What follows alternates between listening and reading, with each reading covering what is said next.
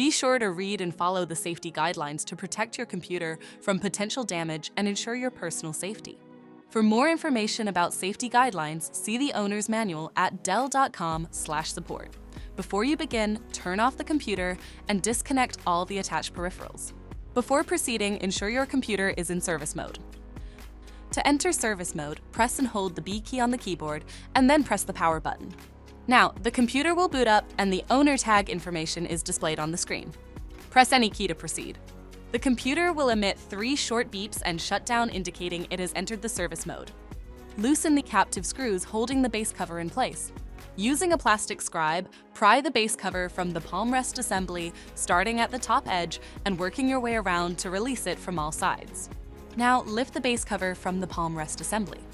If your computer is unable to enter service mode, disconnect the battery cable from the system board.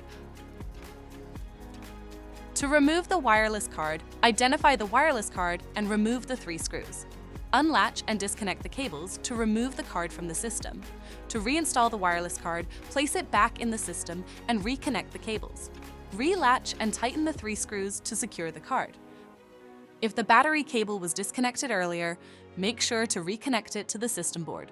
Next, align the base cover with the palm rest assembly and gently place it into position.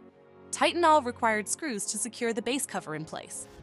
To exit service mode, connect the AC adapter and press the power button. Please note, the system will only power on and exit service mode if the adapter is connected. For more information about your Dell system, visit dell.com/support.